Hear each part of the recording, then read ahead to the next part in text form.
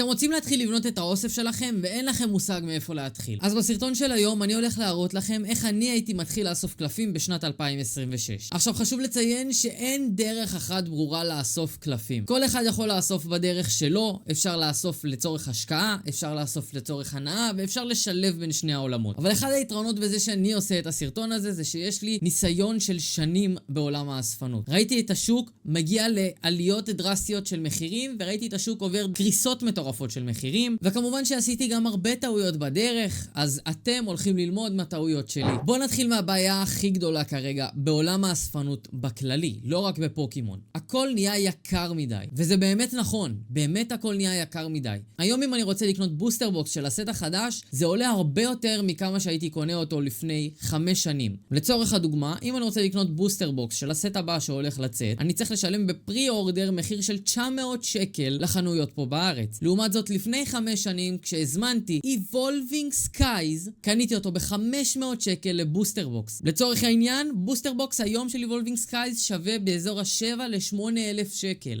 היום סטים מתחילים מ-900, אז הם התחילו ב-500. אז נכון, שוק הפוקימון והאספנות בכללי נמצא בשיא כל הזמנים. אבל חשוב לציין שגם כשאנחנו נמצאים בשיא כל הזמנים, עדיין יש קלפים שהם underrated ואפשר להשיג אותם בזול. וזה באמת לא משנה איפה יהיה השוק. אם הוא יהיה בעלייה מטורפת או בירידה מטורפת, תמיד יהיה את הקלף ה-underrated היחיד הזה, שאף אחד עדיין לא ראה אותו ולא מתלהב ממנו מספיק, שאתם יכולים להשיג אותו במחיר זול כדי שהוא יעשה את העלייה שלו בעתיד. מספיק שיקרה משהו אחד כדי שיציס עניין בנוגע לקלף הזה, ואתם תראו את הקפיצה המטורפת במחיר שלו. קחו 2 דוגמאות לצורך העניין. הדוגמה הראשונה שלי זה הדוגמה הקלאסית של בבל מיו. כשיצא הסט פלדיאן פייטס, בבל מיו היה הקלף השני או השלישי הכי יקר בסט לדעתי. המקום הראשון היה של צ'אריזארד, הוא היה נמכר בסביבות $200, משהו כזה, ובבל מיו היה נמכר באזור $90, שזה באזור ה-300-350 שקל. היום קרה איזה משהו לאורך הדרך, אני לא יודע מה, אנשים התלהבו מהארט של הקלף, אנשים ראו משהו מיוחד בארט של מיו,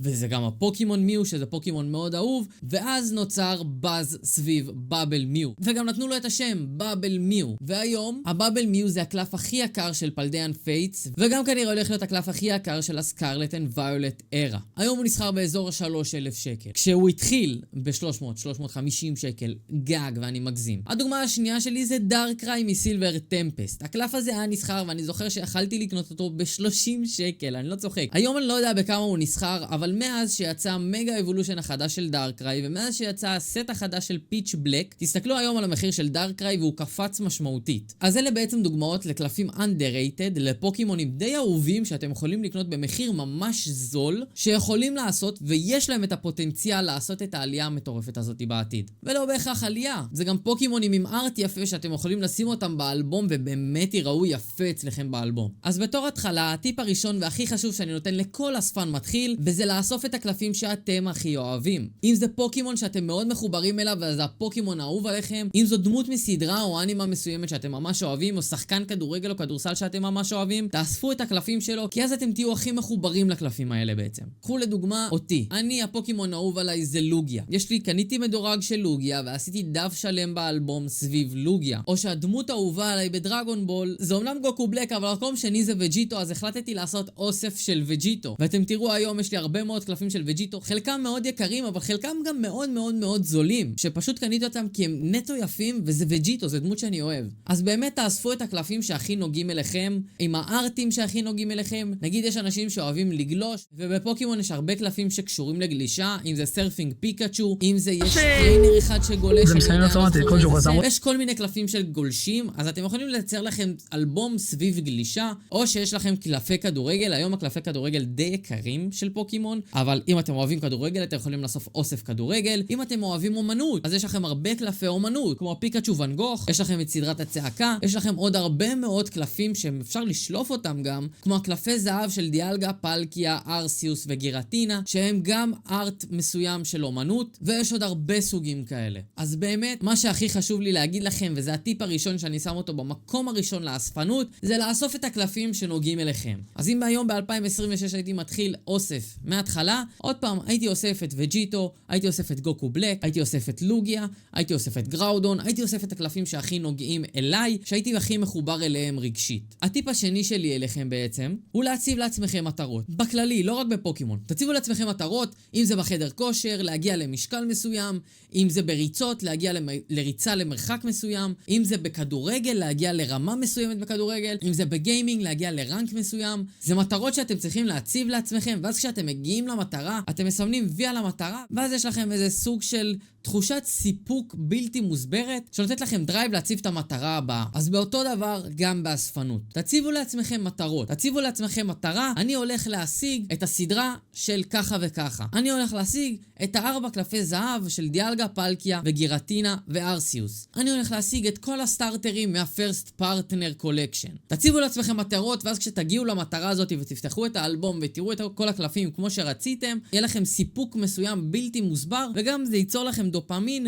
ותרצו להציב לעצמכם עוד מטרות, וככה תבנו לעצמכם את האוסף שאתם הכי אוהבים והכי מחוברים אליו, שיש לו הכי הרבה ערך סנטימנטלי עבורכם. אני אביא לכם גם פה כמה דוגמאות עליי. לדוגמה, אני בתחילת הדרך הצבתי לעצמי מטרה להשיג את 3 הצ'אריזרד VMAX, אחד מדארקנס הבלייז, אחד מצ'מפיונס פאט ואחד משיינינג פייטס, 3 בדירוג 10. וכשהשגתי את המטרה הזאתי, מיד רציתי ללכת ולהציב לעצמי עוד מטרה. הרגשתי תחושת סיפוק, והיום את השלישייה הזאתי כנראה שאני לא אמכור אותם כל כך בקלות. המטרה השנייה שלי, עוד מטרה נוספת שהצבתי לעצמי, זה לייצר לעצמי דף שלם באלבום שהוא קשור למיו ומיוטו. עשיתי שורה למעלה של מיו, שורה למטה של מיוטו, ואז הייתי צריך את הקלף המושלם שמחבר ביניהם, שזה הטאג טים של מיו ומיוטו ביחד. ולקח לי הרבה זמן להשיג את הקלף הזה, אבל כשהשגתי את הקלף הזה, הרגשתי כל כך הרבה סיפוק, והיום כנראה שאני לא אמכור את הקלף הזה, כי אני ממש מחובר אליו, ואני לא אשכח את הדרך שעשיתי כדי להשיג את הקלף הזה. מה שטוב בדבר הזה של להציב מטרות כדי להשיג את הקלפים שאתם רוצים, זה נותן לכם בעצם כלים נוספים וחדשים כדי להשיג את הקלפים שלכם. אם פתחתם עכשיו חבילה רנדומלית ויצא לכם את הטופית של הסט הזה, אתם יכולים לקחת אותו, ואם הוא לא נמצא במטרות שלכם, תיקחו אותו ותמירו אותו לקלף שאתם רוצים. תעלו אותו למחירה, ועם הכסף שלקחתם מהמחירה, תקנו את הקלף שרציתם, או שתחליפו ראש בראש עם הקלף שרציתם. עוד כלי שיכול לעזור לכם להשיג את המטרות האלה, זה אם נגיד עכשיו אתם רואים למחירה קלפים שהם מאוד מבוגשים. לדוגמה, צ'אריזרד 151,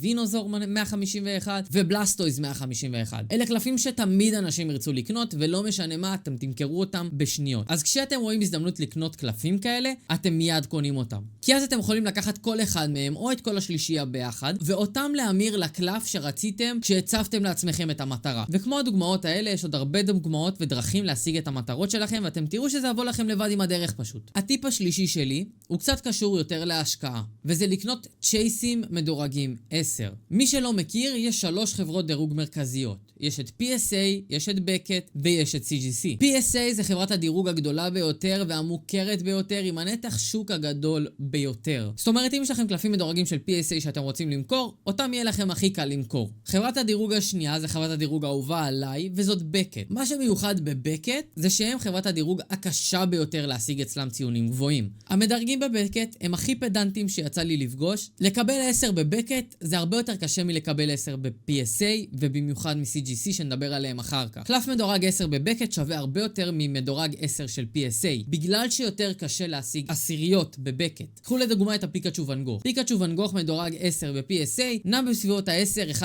אלף שקל, בזמן שבבקט הוא באזור ה-20 אם לא 30 אלף שקל. וזה אותו קלף בדיוק, אותו ציון, פשוט חברות דירוג שונות. כנראה שה-10 ב-PSA, אם תשברו אותו ותשלחו אותו לבקט, לא יקבל 10 בבקט. הוא יכול לקבל 9, 9.5, הסיכוי שהוא יקבל 10 מאוד נמוך. וחברת הדירוג השלישית הכי גדולה בעצם בשוק זה CGC. זו החברה הכי זולה מבין השלוש.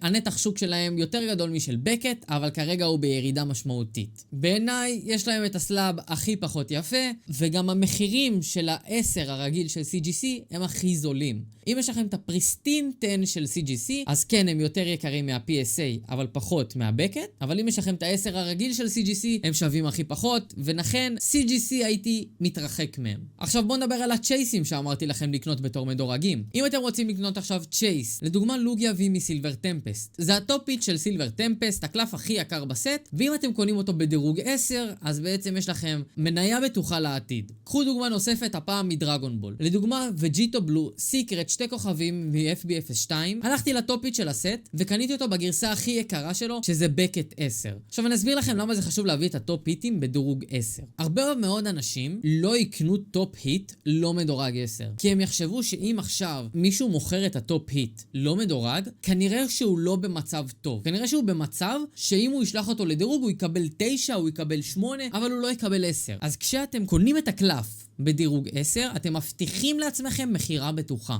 בן אדם יסתכל על הקלף הזה ויגיד, אוקיי, הוא כבר 10, הוא כבר מושלם, אין לי מה להילחם כדי לשלוח אותו לדירוג ולנסות להשיג את ה-10 הזה. אין לי מה לקנות קלף ב$1,000, לשלוח אותו לדירוג, לקבל 9.5 או 9, לראות שהקלף הזה פחות במחיר, לקבל בדירוג 9, 9.5, ואז בעצם לא עשיתי את הרווח המשמעותי. אז אני מוכר את הקלף ואז קונה אותו ב-10 ואני בעצם מופסד על הקלף הזה. אז כן, עדיף פשוט לקנות מדורג 10, ואז שאתם רוצים למכור, יהיה לכם הרבה יותר קל למכור את הקלפים האלה. והטיפ האחרון, ולדעתי בעצם זה הטיפ הכי חשוב, אפילו יותר מהטיפ הראשון, לא לבזבז יותר מדי כסף. תציבו לעצמכם הגבלת מחיר חודשית אפילו. תגידו לעצמכם, אוקיי, בחודש הזה אני לא הולך לבזבז יותר מ1,000 שקל על קלפים. זאת אומרת, אם אני פותח חבילות, אני לא מבזבז יותר מ1,000 שקל חבילות. אם קניתי עכשיו חבילות ב500 שקל, אני יכול להרשות לעצמי לקנות קלף בעוד 500 שקל. אבל אני לא עובר את המגבלה החודשית שהצבתי לעצמי בקניית קלפים או חבילות או כל דבר שקשור לאספנות. שוק האספנות זה מערבולת כספית מאוד מאוד מאוד מאוד גדולה.